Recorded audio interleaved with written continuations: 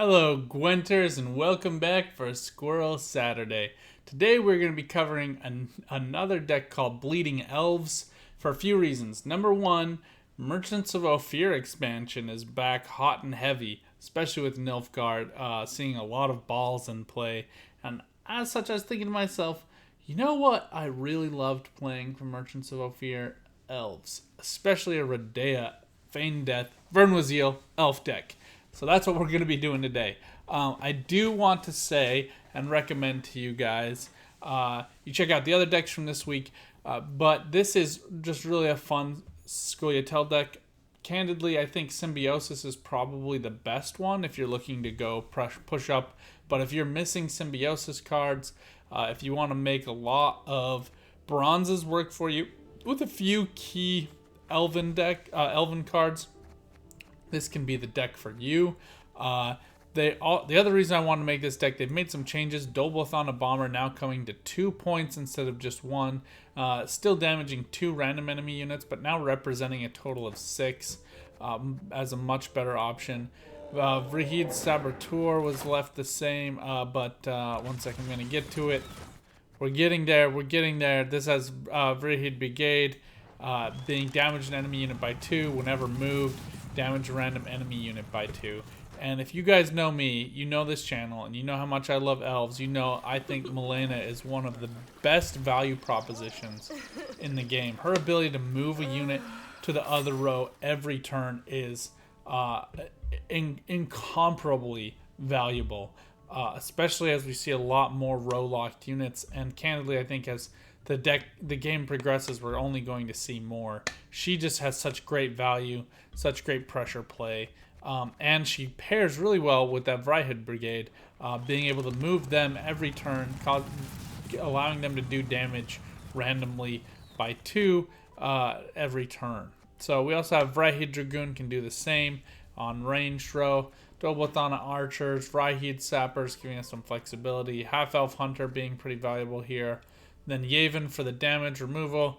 Kiaran for the lock and row movement, quite useful. But the real package comes down to Isengrim, Ailerin, Elias, and Vernwaziel. Madahuri giving us some consistency and some point value. And then Redea using the Elven Stratagem, ironically, based on her story. But the Elven Stratagem is honestly one of the best combos that exists, allowing us to get out all the way through Chapter 1 on the first turn of playing Feign Death for really great value. So let me know what you guys think about this deck, but let's just go ahead, jump into a game, show you a bit how it works. And it is called Bleeding Elves because, in my opinion, this is one of the best 2-0 decks in existence.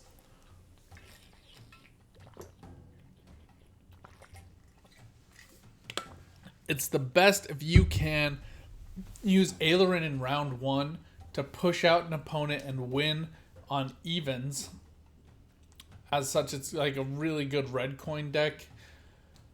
But if you can win on evens with red coin, it's almost impossible for your opponent to come back in round 2 with Redea, Madahuri, Feign Death, and Vernwaziel. The amount of points you generate with just those cards is pretty incredible. There's a lot of Swarm here too, which might actually be quite good against Shield Wall, giving us some flexibility. Just have to remember that we get our 5 cards out, then Ailerin comes out. So we do want to keep that in mind. Madahuri will get us our scenario, but we're still missing Redea here. We'd really like to get her. These guys making a great combo. Neophyte not really being necessary, and Waylay probably not going to find us a ton of value this match against Northern Realms. We'll go ahead and cycle those back in. Still missing Redea, still missing our scenario. I think here we're just gonna go ahead and get started with some blue coin plays. Elven Swordmaster being in our deck for such blue coin plays specifically. If you're not familiar with her, she is terrifying. But in addition to being terrifying, she is going to damage enemy unit by 1, with a cooldown of 2. Every time we play an elf, she's going to reduce that cooldown by 1. And this Deadeye Ambush also can help you target the right number of elves to get out your abilities. Sorry, I'm just like a little caught off guard by my opponent's decisions here. Here I think we're going to go ahead and use Elven Swordmaster to proc off that shield. And then, man, I'm just like so stunned by my opponent's decision. I don't really know what to do here.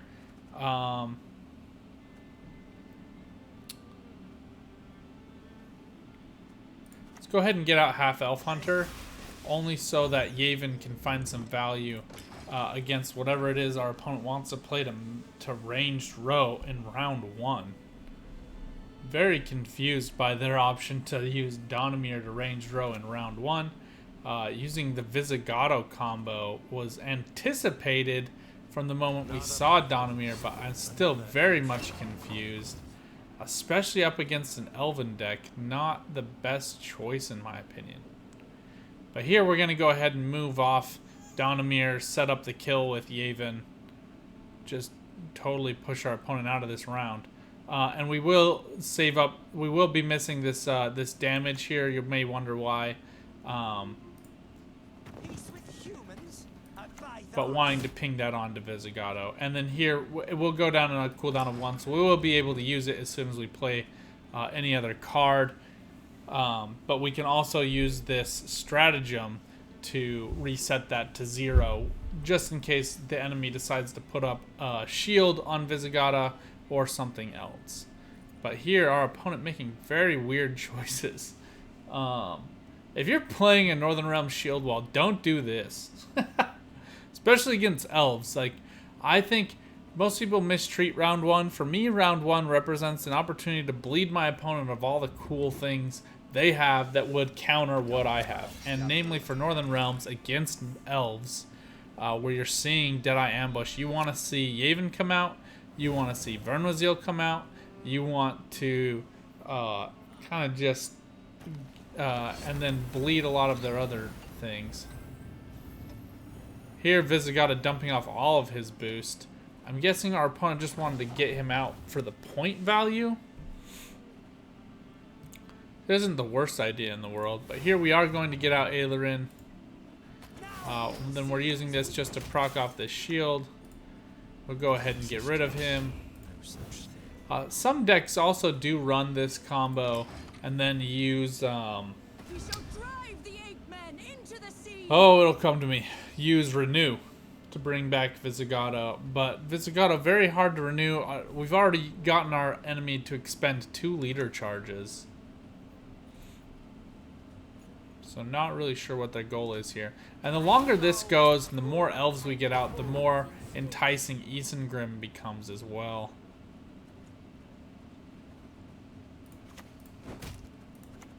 And here, row stacking mostly because the opponent might be terrified of Great Oak.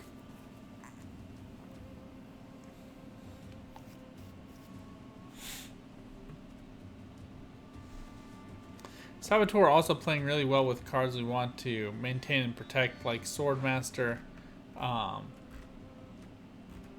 But here, since we've already used Swordmaster, the other target would be Vernwazil's Commando or Malena, those being our only other engines. But most elf cards, if you're not familiar with the elven decks, basically just have like deploy abilities. They play once, not necessarily that great to kind of maintain using.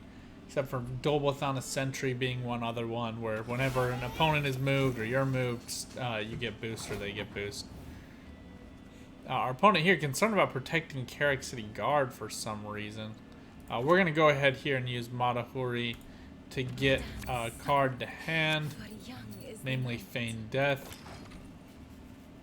We do need Redea here, although against the Northern Realms Devotion deck, not worried about that. And we do know it's Devotion because this Carrick Marine boosted the Carrick City Guard by 4. And since we're sitting at 5 cards, I think here we could just take the pass. Isengrim representing 4, 5, 6, 7, 8, 9, 10, 11, 12, 13 points, bringing us to a tidy 50. Our opponent getting boosted by 2 every turn and returning 2 units as well. Could cause us some real problems. So here, considering all things on net, we're going to go ahead and pass. Our opponent may just decide to take a long round 3 as Northern Realms, but if they decide to bleed, our deck is very good to against countering the bleed. So we'll just have to respond in kind. But having seen the Visigodo combo already come out, I'm feeling pretty good about things. Double Thana Archers and Vrihid Saboteurs probably being the least valuable. Double Thana Sentries do represent 6 points. Vrihid Saboteur only 5, so we'll go ahead and put him back. Vrihid Brigade and Malena representing more points than Double Thana Archer. And Elias being just really good for tempo. Against injured units, or with Scoia'tael Neophytes and Double Thana Bowmen. Or, sorry, Double Thana Archers.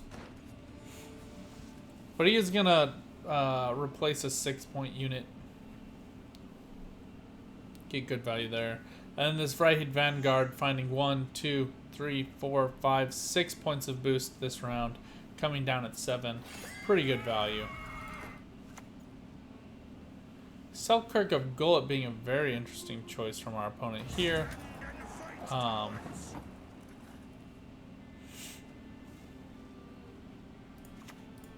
think here we're just going to go ahead and damage him. Our opponent has used all 3 leader charges, somewhat handicapping himself going forward. Then here we can use Malena to move this Vrihid Brigade back and forth, continuing to do damage. We will be missing some of these boosts on Vrihid Vanguard, but this just representing a great way of punishing our opponent, forcing them to make poor decisions, like running out of Selkirk in round 1. As card 1 in round 2. Very interesting play, something I don't fully understand. The Selkirk being very good with the shield, though. This triple duels deck getting a lot of traction. Personally, I've tried Shield Wall, and every time I use it, I get paired up against Nilfgaard, who is a very strong counter to the deck, as there aren't any great Purifies, Locks, Poisons, all kind of ruining the play of the deck. Our opponent using the second Amphibious Assault for Drummer. Very interesting. Opting to use the duel.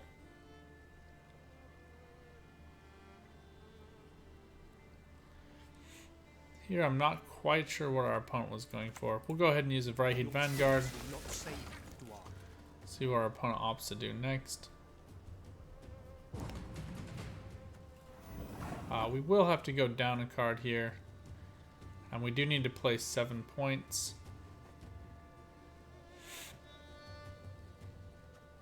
Elias probably being the best way to do that.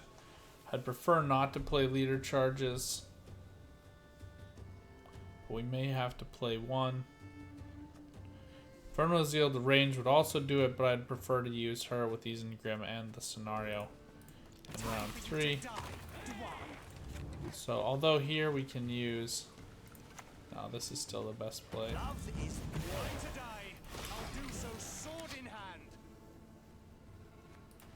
So very confused as to why our opponent has opted to make the plays they have. Amphibious Assault now gone. Visigodo gone. Corvo gone. Selkirk gone. Leader Charges gone. Onseus Varaxis potentially still available. But on a Stringer gone. We've seen 1 Drummer gone. Carrick Marine gone. So they could still have some flexibility. But if I was them, I'd be a bit nervous. Here... Considering that it's Devotion, Radea still does play for a lot of points, coming in at 8, and Kiaran would actually be really valuable as well. We're going to save Double Thana Bomber, not as valuable anymore now that our other friend is gone. Here we'll go ahead and get out Vernal Zeal's Commando. We will control Vernal Zeal, but we're not running anything that would really kind of get endangered here either. Teruviel is really great against for row damage in the long round.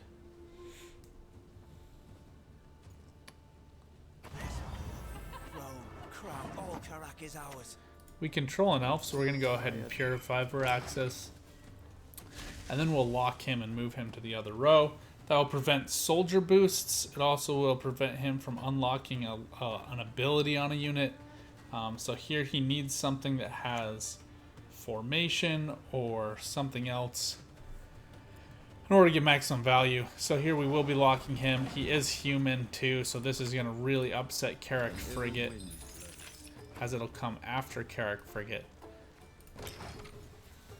And now we're about ready to start getting some work done with Feigned Death.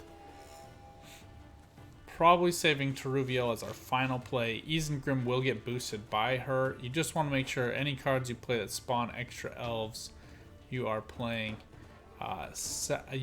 before Isengrim, as he's going to boost all elves by 1. But since you get to boost himself by 1 whenever you play another elf, he works fine in that position as well. And so we will have to count out points here, because Vernwaziel can either do this damage or she can spawn these Elven Deadeyes that we can boost with Isengrim. Our opponent forced to get out a soldier, but here, as I said, Varaxis is just a human, so he's going to prevent this Carrick Frigate from getting reset this next round. So here we're just going to go ahead and get out Feigned Death. Feigned Death also finding a good value against Northern Realms in Chapter 2 with Waylay against Volunteers. So great value for us in that respect as well.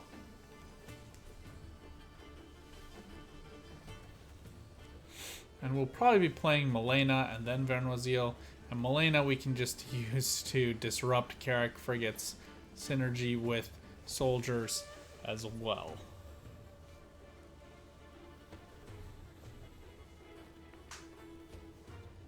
Opponent really struggling to figure out what to do next. So Vernwaziel can either do 1, 2, 3, 4, 5 procs of damage, equaling 10 damage, or we can get out 8 points of Deadeyes. So here the melee row looking like one of the better options for us. Here we're just going to get out Malena. Move back this Carrick Frigate, forcing our opponent to make tougher and tougher decisions every time. And we just need to make sure we can set up with Teruviel for maximum damage.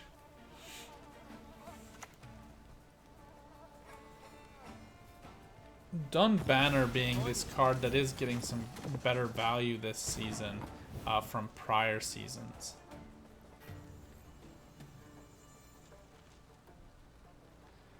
Now we can move up 2 units, but here I think we'll move down Carrick Frigate again. Carrick Marines and Dun Banner working as good targets for Vernwaziel. So here we're going to get out both of our leader procs. We have 5, that's 10 damage, again more valuable than the other option. And we can go ahead and erase Carrick Frigate.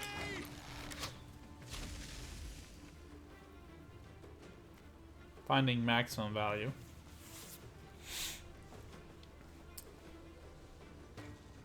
And if I was to pick any of the decks that I think would probably be toughest for this one, a lot of people probably, or if I was asked the community rather, a lot of people would probably put Shield Wall up as this broken deck. And here we are going into round 3, down a card, and maybe our opponent has something to show us. Maybe they have some magic up their sleeves.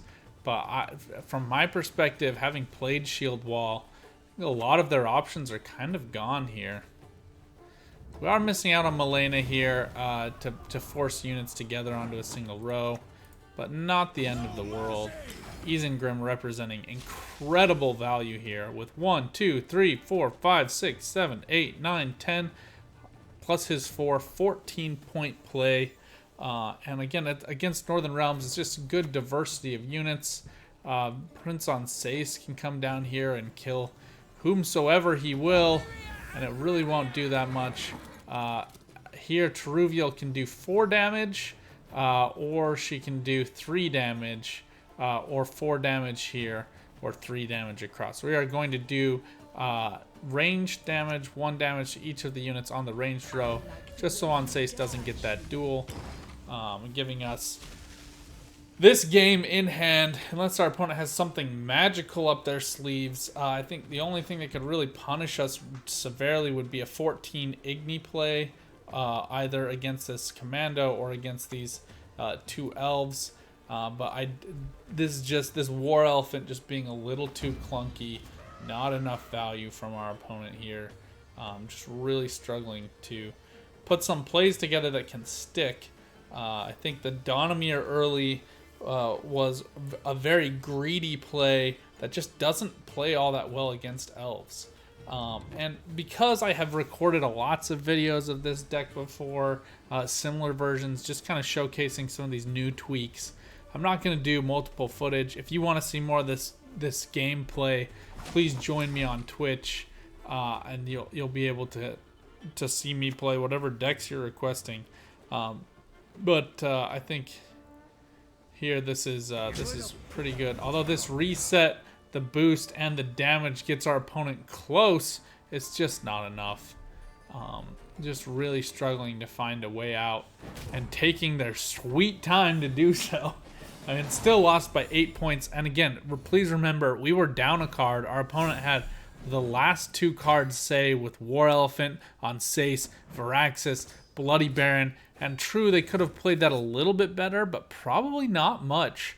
The row movement, the lock, the purify, the massive damage from Vernwaziel, the scenario, knowing that it was a devotion deck because of that earlier played Carrick Breen, allowed us to play some crazy tempo and really force our opponent out. So anyway, we didn't really get to showcase this as a great bleeding deck, but I think it's earned its namesake in Bleeding Elves by the fact that it was bled pretty hard, losing Elios there in the second round to just try to stay up, and despite having been bled and effectively bled, we were able to come out with a massive win in round 3. But thank you guys so much for joining. Please let me know what you think of this video in the comments down below. Please like, subscribe, join me on Discord, join me on Twitch. Until next time, good luck on the path. Get out there and keep on Gwenting.